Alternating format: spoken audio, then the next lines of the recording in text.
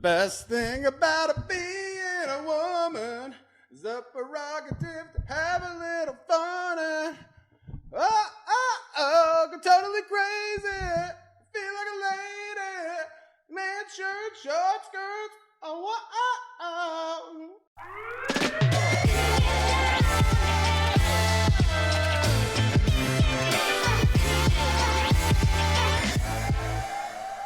Yo, welcome back. Fax The King.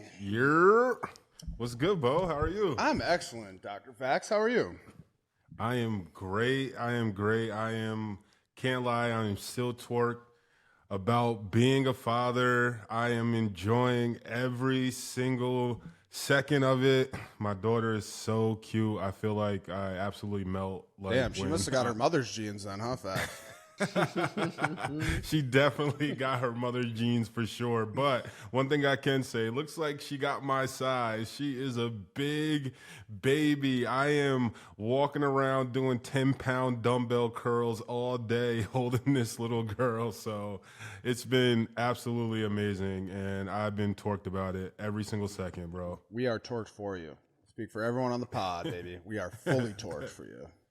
Appreciate it. What are you torqued about this Let me week, tell man? you what I'm torqued about. Fax, you can call me BEAUX this week because I am going to New Orleans for the weekend. I've never really been for fun. I've only been for, when we play the Saints and shit like that. So I'm going to the Tulane game at Yulman Stadium versus UAB Saturday at noon, which I'm really excited about. But more importantly, my good buddy Ryan Griffin, he is getting inducted into the Tulane Hall of Fame. He's a huge friend of the podcast. Amazing. Yeah, so Griff finished his college career with over 9,000 yards, 56 TDs for the Green Wave. He's a Super Bowl champ with the Bucs in 2020, 10-year NFL career, two years with the Saints in New Orleans, and then 8 seasons with the Bucs. Legendary photo of Griff and Tom Brady after the Super Bowl parade, and really, really stoked to hang out with Griff and his family, and then it's a really big honor to get inducted into the Hall of Fame of your college. So really, really stoked about that.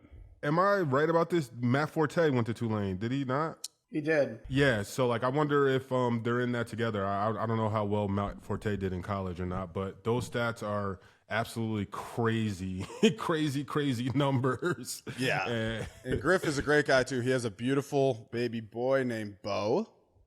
Amazing. So, second cutest Bo that I know, but just want to give Griff some love because really excited to hang out with him and his family and obviously experience that honor with him and check out Bourbon Street. Never really been, so looking forward to it, man. I'm jealous, bro. Good food. And take a picture with the snake guy, bro. Okay. You'll see the snake guy on Bourbon Street. Make sure you take a picture with the snake guy. Slide him the $20 and take a picture. It's worth it. Okay, cool. Yeah, man. I've heard there's some good burlesque, some good food, maybe some good cocktails. Yeah, BEAUX, baby. I'm coming for New Orleans. Let's go.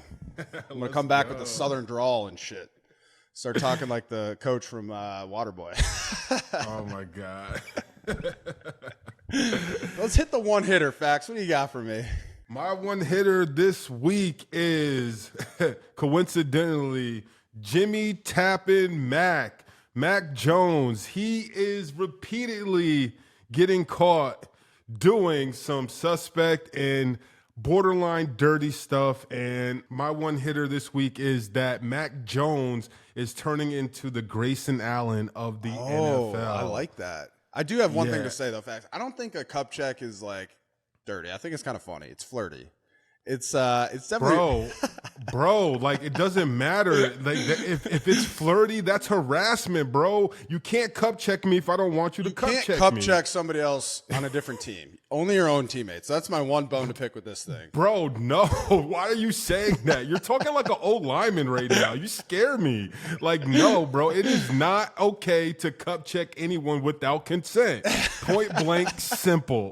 One hitter. What's your one hitter? All right. My one hitter is fucking Myles Garrett is an absolute beast, man. I had a lot of shit I want to talk about the NFL, but the goddamn suits, Fax, they only give us one hit of this. So I want to take this platform. I want to talk about Myles Garrett. He had 10 pressures and 3.5 sacks against the fucking Titans. He was unstoppable. He made this shit look so easy with power rushes, edge rushes. I actually did a breakdown of his game against the Titans for the Greenlight YouTube channel that should go up at some point this week. We'll plug that. Yeah, but also there's this hilarious clip. He was so unblockable that the Titans put 2 tight ends on him to kind of chip him and fuck with him, and then he was moving around, pre-snap, like swap sides, and then the 2 tight ends followed him, and then he ran back, and the Titans actually had to call a timeout on 3rd and 12 in the 4th quarter of that game. So, dude, I fucking love Myles Garrett. If I could be one player in the NFL, it would be Myles Garrett. He's a freak. He's such a good rusher. Dude, sometimes I just like... Okay, bro. I got a crush on him. I'm not done yet, bro. The suits. No, one hit. Okay, let me just say this. I sometimes like to fantasize about what Myles Garrett would be like as like a gladiator back in the day in the Roman Coliseum. Like, just teleport him back to those gladiator days, give him a fucking sword. No one is going to kill him. He's a fucking freak. Heads rolling. Heads are rolling. All right, so that's about as much NFL talk as we're allowed to do before we get fucking tranked and kidnapped and the suits won't let us do it anymore. Moving on, college football week 4 was a pretty exciting week. I mean, we talked about that on the podcast last week. A lot of really good games. Why don't we start off with one I have been so fucking pumped to talk to you about, Dr. Fax. Oregon versus Colorado. They got their fucking asses whooped, baby. Make sure we put an asterisk next to that game, everyone, because Travis Hunter didn't play, man. He didn't play. So all I'm going to say is that's a different game with that young man playing, and I don't care what anyone has to say about it. Maybe they don't win. Maybe the outcome is the same, but I don't believe that, and I don't think anyone else believes that. I feel like it's a way more competitive game, and it just shows how good that kid is. And then the worst, to rub it in, his backup, they just picked on him. Like, you had to expect that, but the way they picked on his backup so blatantly was, I felt for the kid. That's smart football. Facts. Let me hop in here for a moment. Foch, what was the final score of this game? Final score was 42-6. There's no chance in France. Travis Hunter is making a 30-point swing, dude. Get out of zero town. Chance. Travis Hunter is the man. I love Travis Hunter too, but he is not making a 30-point difference in this game, Dr. Fax. Hell yeah, bro. Like a few pick sixes, bro. He's mossing people. He's running jet sweeps. I don't care, bro. I'm telling you. It's the team morale, bro. When one of your leaders isn't playing, it's not the same. And then do you see the heart this kid has? When he texts Deion Sanders, he said, "Coach, I am playing in the next game. I'm playing in it." And Deion did the right thing and told him, "No, your future is more important," which I do love. But I love the heart of this kid, and I can't wait to see him play again. But I'm not denying his heart, and I love that exchange with him and Prime, and I thought that was awesome, very genuine, very heartfelt, and you can tell that obviously Prime, as a coach, has his best, interests at heart. He has them. He has those kids coached up right too. Yeah. Like I love you at the end of that message too. Like I love that. But he is not a 30-point fucking difference in this game. Facts. Maybe not a 30-point difference. I'm exaggerating, but I do obviously like. They're not the same team without that kid. So it's just like we're not getting the real thing. And as a fan, you want that. And like, kudos to Oregon. Like, I hope they do well. They did what they were supposed to do. All the hoopla on and off the field. It's good for college football. It's good for the kids. I think everything ended up going well. Despite people just feeling like it was too much, the whole logo thing, the whole Shedeur Sanders wristwatch thing, all that going on. I think at the end of the day, it's good publicity for everyone. But I do feel like their coach, as much as he talked about clout and clicks, he is a little salty that Oregon doesn't get as much clicks as a school like Colorado and or getting the views that Colorado gets. Well, Oregon put out a kind of a fun little social clip today, a little bit of shit talking from the Oregon Ducks, so they'll probably get a lot of clicks on that. I mean, here's the thing with that. That looks kind of weird because it's just like, bro, it's over. It's over with. Like, what are you like? You're moving on. Even if you're a coach, it's just one of those things where we're on to the next week. All this hype. That's how you lose a game you're not supposed to lose. You're still worrying about last week and what's going on. But like I said, I do feel like some of these other coaches, they are envious of the fact that, hey, How is he just jumping in to this school that sucked last year, getting no views, and now they're breaking all the records for views and stuff. And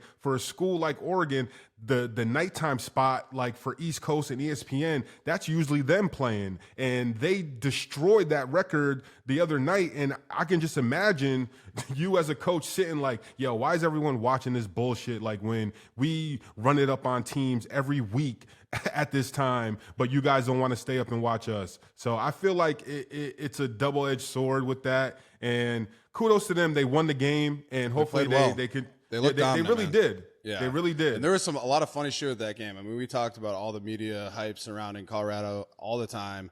But, I mean, did you see the video of the Oregon Ducks mascot head falling off? Like, that's got to be a fucking nightmare scenario if you're that guy. But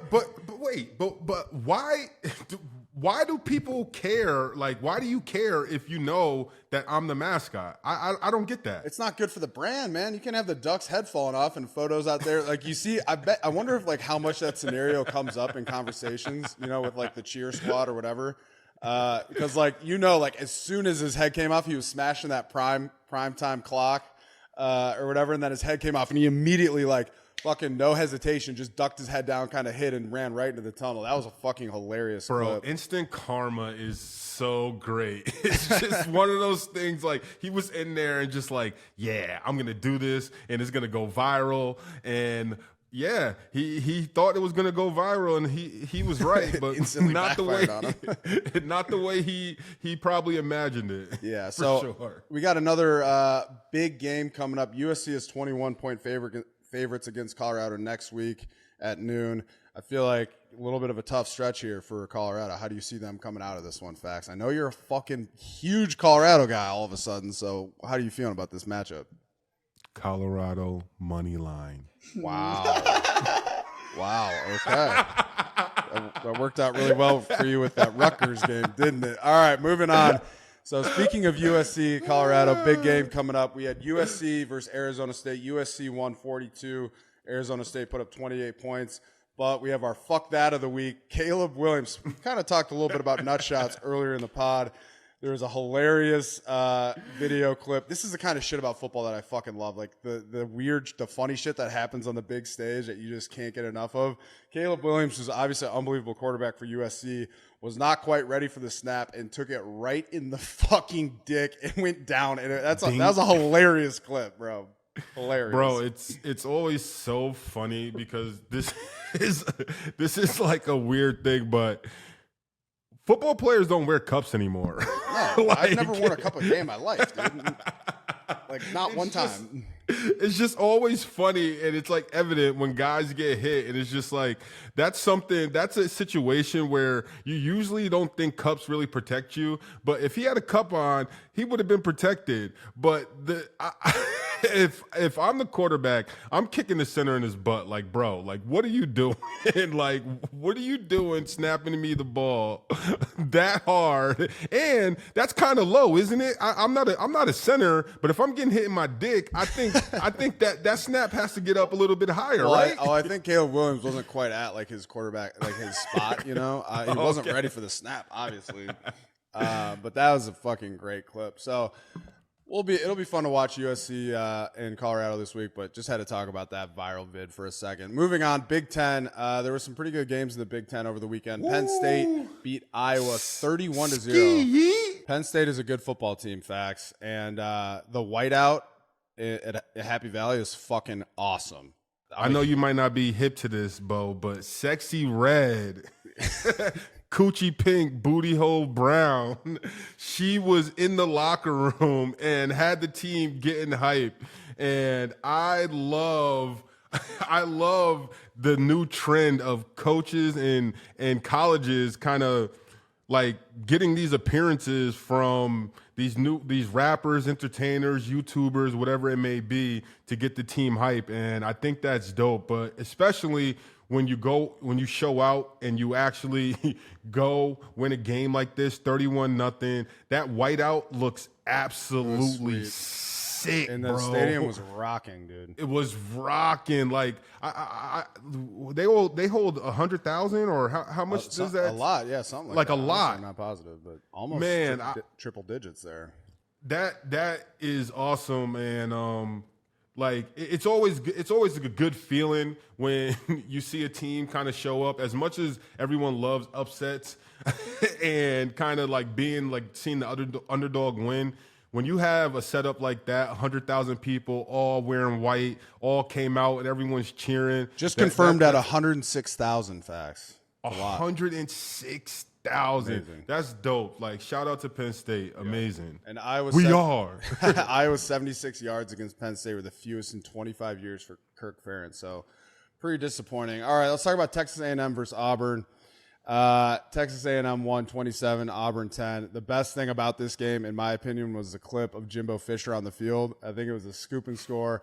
Eugene Asante picked up a fumble for Auburn and was run down the sideline, and there's this fucking hilarious angle of the clip where they're following the ball, obviously, and then they pan, and it's just fucking Jimbo Fisher right there.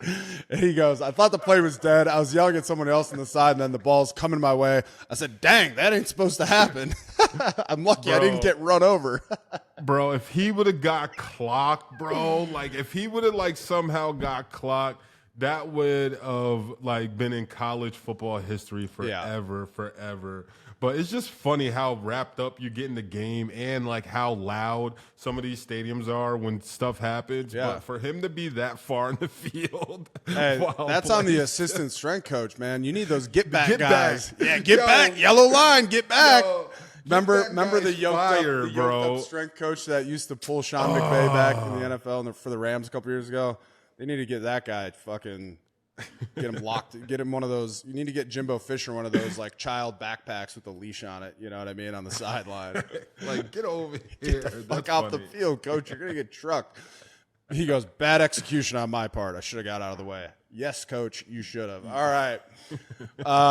Florida State and Clemson. Florida State won 31, Clemson 24. I think the story of this game, Fax, was the kicker. They brought a kicker.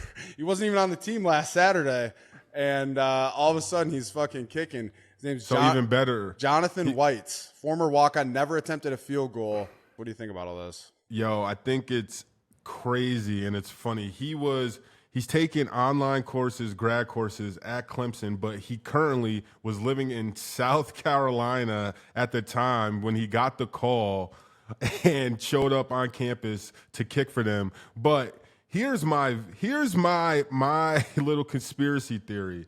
I think my man went 3 for 3 during the game, and when he could have made the field goal to potentially win this game, I think he might have pushed it on purpose just for a little fuck you. Like, hey, I gave my heart and soul to this team for years, and I was done with this. And you guys call me up now because you need me in a time like when the team isn't doing well. And I think that might have been his little revenge he's been plotting for a little while. I don't know, man. He's supposed to start a job in New York in October. I think maybe he's just got he's a little scrambled. He's got his focus off. You know, he's focused on that next career. He missed the 30-yarder wide left with under 2 minutes left. Family was there. It's a cool story, though. I kind of love shit like this. You'd think Clemson, a team like Clemson, would have, just a fucking stable of kickers ready to go. So it's funny to see a situation like that unfold. All right, moving on. Bama 24, Ole Miss 10. Honestly, I thought this would be a little bit more of a game. Bama looked really, really weak 2 weeks ago when they played here in Tampa. I was kind of betting on Ole Miss, so maybe that's why I'm a little butthurt. But some of their quarterback controversy that we talked about on a previous podcast sorted itself out a little bit in this game. Facts. Milroe played well. He was 17 of 21 with 225 yards, 1 TD, 1 interception. Not a lot here, but always want to talk about Ole Miss, Bama, fun SEC rivalry. The student loses to the teacher once again, Lane Kiffin. Yep. So it's the same old. I feel like this game from here on out will always have the hype because it's just one of those things. Like, you feel good story. You always want to see one of the coaches that come from under a tree of another coach. Hey, like, will he be able to outsmart him? Oh, he knows him so well, but that's not the case with this. Bama, roll tide, baby. roll tide. All right, and then the last game of that I want to talk about from last week, which is a fun one to watch. Very interesting ending as well. Star-studded game. Yeah, A lot of, I guess everyone, I didn't get the memo that this was going to be like the celebrity game to be at, right? Yeah, I know. Where the fuck were we, Fax? Ohio State over Notre Dame, 17-14, and an interesting end of that game. Like I said, 10 men on the field. Yeah, for Notre Dame on that last touchdown. But wait. It wasn't 10, bro. Jesus was out there, bro. Like, everyone has to realize Jesus is always on the field with Notre Dame, man. That's right. He was usually the 12th man. He was the 11th man last week. He just didn't fill his gap. He didn't fill his gap in that play. Yeah, Jesus got a minus on that one. But I think my favorite thing with this, and this is our beef of the week, is fucking Lou Holtz caught a stray from Ryan Day in the post-game interview. He says, "Where's Lou Holtz now?" Because, kind of before the game, Lou Holtz was saying that Notre Dame was more physical than Ohio State and all this shit. I just love Ryan Day, the pettiness, going after an 86-year-old man in Lou Holtz. Bro.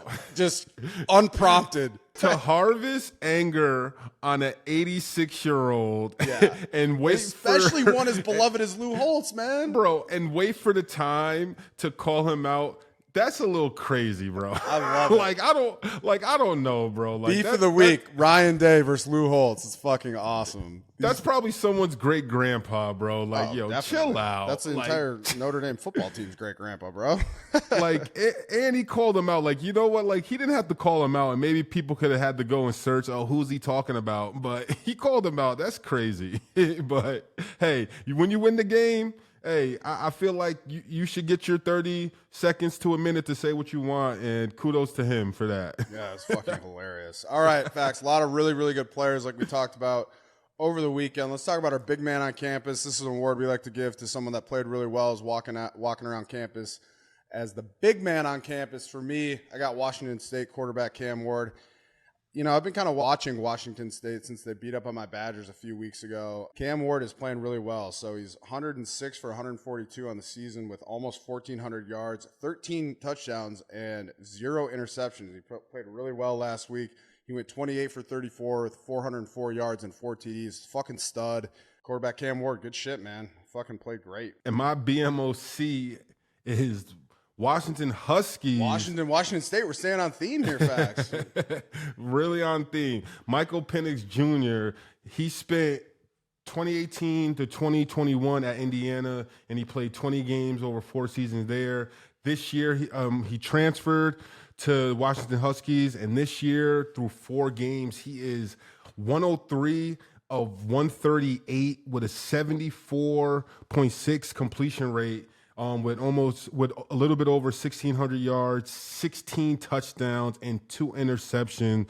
The guy is taking care of the ball right there. The last game, Washington 59, Cal 32. Penix had 304 yards on 19 for 25 with 4 touchdowns and 1 interception. He is my BMOC. The boy can spin that rock, and if you can take care of the ball the way he is, with the amount of touchdowns they're scoring, they're going to stay in a lot of games that way. That's a recipe to win games. Michael Penix and Cam Ward both in conversation for the Heisman, so we'll see. We also have Caleb Williams and Shador and Bo Nix, so a lot of interesting stuff. But breaking news, we have a special edition of the big man on campus this week. We're doing a special edition big woman on campus this week. Haley Van Voohris, free safety from the Shenandoah Hornets, got some fucking reps, had a pressure, big hurry. QB hit, baby, let's go, in the stat books. And she's from Virginia, Vax. Did you know that? Yeah, I did know that, and I know you're a gym bro, and I wanted to ask you, how do you like some of her gym female bro pictures that she has, like, that's circulating all over the internet? I'm not even going to beat around the bush here, Fact. She's fucking yoked up. Yoked. First female non-kicker to play in an NCAA football game. Jesus Christ, Bo, get it together, buddy. You got it. Thinking about those fucking pipes she's got me all scrambled. She entered the game at the end of the first on a 3rd and 7 and had a fucking nice rep. So, big woman on campus, good shit. Facts, our F&K parlay has not been doing that good. Not because of me. My back is hurting trying to carry the parlay to win, but you guys can't pick any winners. The Butter King is 0 for 2, maybe 0 for 3 so far in the season. So I had to, think to myself, let me get a numbers guy. Let me get a fucking ringer in here that can help me out. My buddy Cam Brate, played with him at the Tampa Bay Buccaneers. He's a Harvard guy. He's fucking smart. My boy's wicked smart. So we are going to toss it over to Cam Brate, get to know him a little bit. He's going to help us out with these F&K parlays. He's our numbers guy for the pod. Okay, welcome, Cam Brate. Hey, Cam, we are not doing too well on our Fax and King parlay, also known as the F&K parlay. No. They aren't doing too well. My picks, I am 2-0 on my picks. I want to preface that, but go ahead, Bo. I'm 0-2. Anyway, so I said I got a numbers guy. My boy's wicked smart. So I got Cam Brate on the pod. Cam, what are your locks? What are the F&K locks this week? Please guide me. All right, so I'm venturing out of my comfort zone a little bit, more of an NFL guy. So This is kind of my first crack at the college football realm. Oh, nice. All right, going to get an unpopular pick right off the bat. I'm going to go USC to shit pump Colorado at home. Thank you, Cam. Thank you. Fax is all of a sudden a big Colorado fan. I've been trying to shit on him all day. Horrible performance last week. I love it. Yes, perfect. Minus 21.5. Just Colorado doesn't have the guys. They have like 8 good players, and those guys can beat the bad teams. You can win with those 8 players against the bad teams, but when you're playing a team of 22 good players, you're going to get what happened to Oregon. Yeah. Preach, brother. Sorry, Fax. Colorado money line. Bro, it's going to be ugly. Money line Colorado?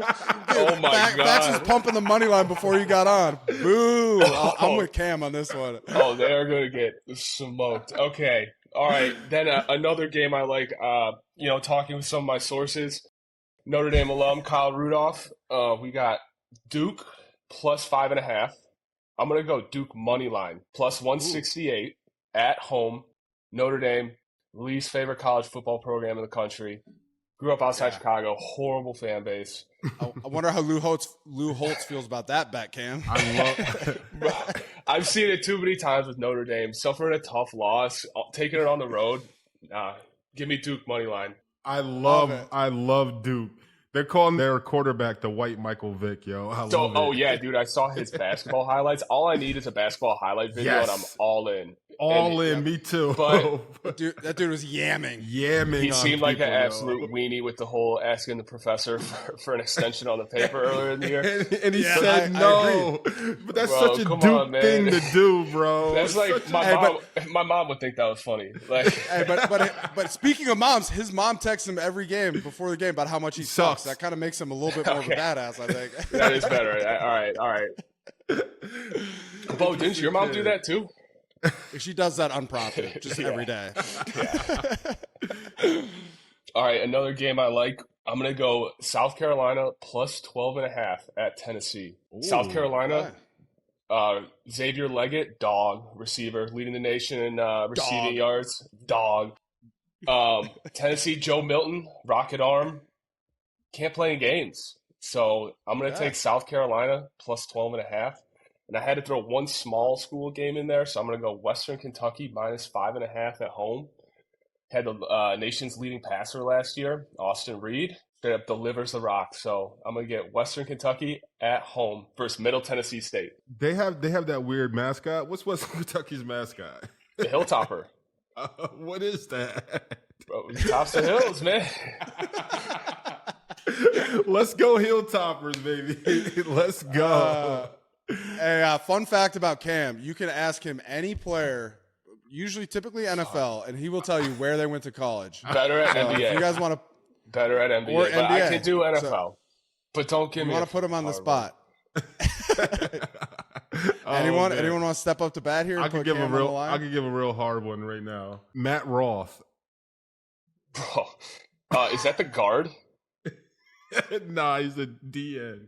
No, I truly big one. Never heard of him. All right, that's a tough one, man. Brutal. Hey, if he was a 12th man, Matt Forte. Tell me where Matt Forte. Tulane. But you give me a 12th man in the NBA, I can tell you where I went to school. All right, we might test you on that later. Cam. Yes. So we're a college football pod. The suits, they're creeping on these calls. They won't let us do NFL. We all love the NFL, but let's just sneak one in. A little one-hitter. We like to hit the one-hitter on the NFL. Just a little tease. So what do you got for us for the NFL? All right. I'm going to do the one-hitter. Indy at home versus LA. Pretty much a pick 'em. Give me Indy. They're riding the defense. Okay. Rams are terrible. Have to say, though, the game I'm most looking forward to is Chicago-Denver. I cannot wait. Two of the most inept franchises in the NFL. I can't believe they're playing each other. That game's going to be electric. Fun fact, Cam is from outside Chicago. Fun fact, I was on that 10-6 Lovie Smith team when they fired him. Oh, bro, when they fired him. Unbelievable. It's just straight downhill after that. Just they haven't downhill. been successful since, yeah. One successful season since then, since they did that. And what'd you think of Lovie? Lovey's one of the best coaches like I've ever had. And he's just one of those coaches that everyone is on the same playing field when you play with him. Like, it's one of those things, if you work hard and you earn a spot, you're earning a spot. No one's spot's safe with him. I remember he preached all the right things as a coach, and he executed it. Like, he never showed favoritism. If you're the top guy on the team, if you're 1 minute late to the meeting, you're getting fined. Like, it's just everyone's in the same boat. And like, as a player and me being a free agent guy, you absolutely respect that to the highest for sure. So he's got a great beard too. I played for Lovey in 14 and 15 in Tampa. Okay. We were terrible. We were so bad. Oh my God. It was horrible. We literally just didn't have a chance. Our roster was terrible. But it was hilarious because we had Lovey, and then DC was Leslie Frazier, and I played for Leslie for 2 years, and I don't think I ever heard him or saw him say one word in 2 years. There's a fucking ghost around the facility. Okay, Cam, well, thank you so much for coming on, man. I know you're feeling a little under the weather. Jordan flu game, yo. Appreciate you still coming on and not canceling, man. We really appreciate you. Of course, guys. Appreciate you, brother. We'll see how these picks unfold, and if they all suck, we will never have you back on. So totally fair. Thanks a ton, Cam, for coming on. Great juice. Love it. I love chopping it up with Cam. He's fucking hilarious. We've been doing this bit for a while in person where, he tries to tell me where different NFL players played in college. So we're going to try to do that as well. And also with 12th Men from NBA basketball too. We got the Green Light Studio, up in Charlottesville, trying to do the Red Light Studio down in Tampa with all my former Bucks teammates. Always a pleasure having those guys on, Cam, Allie, and stuff like that. But Fax and I have been getting a little bit of arguments over shit to talk to your girl about, the Travis Kelce, Taylor Swift saga that is taking the NFL media world and the rest of the world by frenzy. So really looking forward to getting into that shit to talk to your girl about. What'd you think of this new fucking America's New Power Couple, Fax? What do you got for me?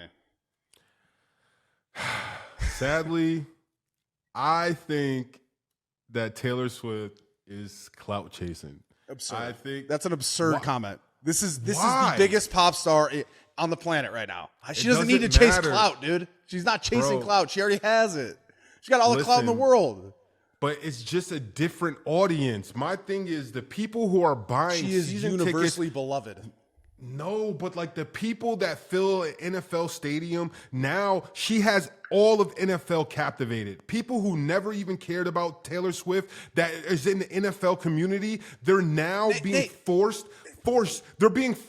to know who she is because our biggest star is dating her. I'm telling you, bro, it's a different market. The same way it's not a different market. T Swift has sold out more fucking stadiums than most NFL teams. She has sold out the stadiums more than most of the fucking teams. It's not the same crowd, bro.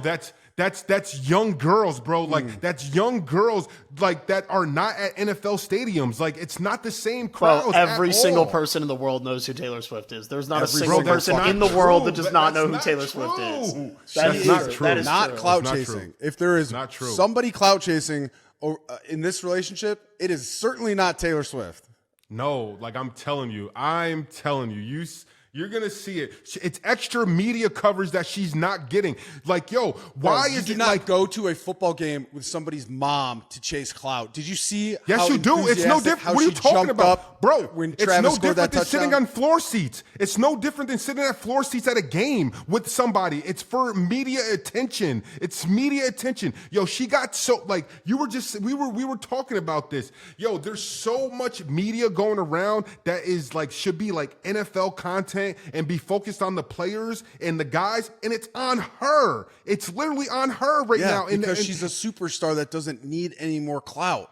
Bro, what are you talking about, though? Sundays are for football. Never in a million years, people who are watching football think Sundays they're might be sitting for watching- football, but every single fucking day in America is for Taylor Swift, dude. Every single fucking not Sunday. day. Not Sunday. But listen, now she got Sunday because she clout chased her way into a lane. So now she has the football world talking about her, where never before in a world, if you're in a football stadium or a setting, is Taylor Swift gonna come up? Dude. Like, bro, there's no reason. There's no reason. Let's and look so at the now hard it's different. numbers, facts. Travis Kelce plus 400% No, it's- in merch it's- sales, bro, it's 300,000 definitely- Instagram followers, and now a top 5 selling jersey in the NFL. And you're telling me that Taylor Yes. Swift is the one who's chasing clout with this? Bro, it's amazing. This is amazing for him. Like, yes, this is going to be a product of what happens because she is so popular. But what you're forgetting is she is too popular just to date anybody. And there's a small pool of people and suitable like suitors like to be in that spot. And I feel like they picked and chose like, yo, let's do this. Let's do this. And even with the video of them walking out of the locker room, he doesn't look comfortable. He knows what's going on, bro. We'll see how this ends up. I wish the best to them, but that's just my take. That is just my take on it. It's an interesting take, one that I fully disagree with, Facts. Always fun to disagree with you on shit like this. I love it. Run us through these gambling odds, Fauché, on their relationship. It's fucking hilarious that there are betting odds on this fucking relationship. So shout out to Glue Guy Sports. They put out this awesome thread, and it's essentially a list of odds of things related to Travis and Taylor's relationship. So they've got the odds of them making it through 2023 still dating at minus 200. The odds that they aren't even actually dating right now and that this is all a PR stunt at plus 300. Yes. The fact that Taylor makes a song that we all think is about Travis in like the next near future at plus 450. Parlay that with the last one. That Travis's entire career gets derailed by dating Taylor Swift at plus 950. The fact that Travis gets caught cheating on Taylor at plus 1,200 and that they have a child together at plus 2,100. Give me that bet. I like that payout. I mean, I don't even fucking know where to begin with this whole thing, man. It's been such a dog and pony show or whatever the phrase is. Like, she's coming out from the suite in the popcorn machine. She's getting filmed going in the locker room. Apparently they rented out a restaurant after the game, never in a million years. Cut to her and Donna Kelce in the suite a million times during the game. It's insane, man. You're proving my point for me. Like, bro, you're proving my point for me. This doesn't happen if she's not with Travis Kelce. Like, think about it, bro. Just think about it. Just think about it a little bit, This doesn't happen man. for Travis Kelce if Taylor Swift is not with Yes, it Travis does. Kelce. Yes, it does. His mom's already in commercials, bro. His mom's already super famous. Yo, their brothers, they just had a documentary made about them. You know it. Facts. You I cannot know it, believe bro. you think that Taylor Swift is chasing clout by dating Travis Kelce. And I can't believe that you think it's so far-fetched that she's not a human being like everyone I else. think that Travis Kelce is chasing clout by dating Taylor Swift.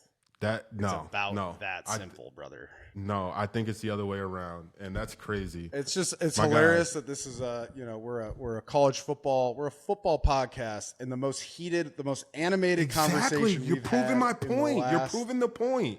You're proving my point. She's taking over a different genre that she never had. You're gonna see it, bro. World by the balls, dude. Bro, you would never talk about this. You would never ever talk about this. I've been talking about T Swift nonstop during this shit to talk to your girl about segment. But man, she's the fucking biggest pop star on the planet. ESPN, every sports newscast, they don't talk about Taylor Swift when it's football time, and she is being talked about. I'm telling you, their PR people, they're like, yes, we hit the jackpot. We hit the jackpot.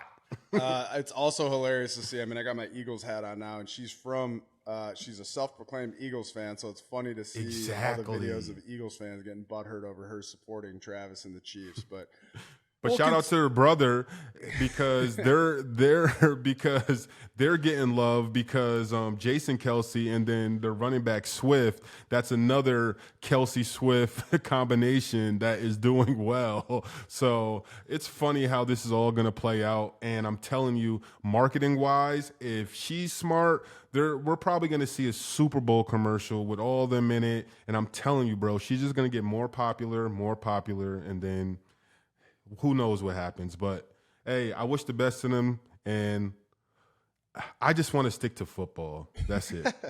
That is it. Hey, at the end of the day, when it doesn't work out with Travis Taylor, come holler at your boy. Oh my God. Yo. Thank you guys for tuning in this week, and make sure you tune in every week Wednesday and check us out on all social medias, Fax The King, and then also make sure you guys tune in to a special interview with my former CFL teammate, Greg Peach. That will be on the YouTube channel. Like, comment, and subscribe. Appreciate you guys.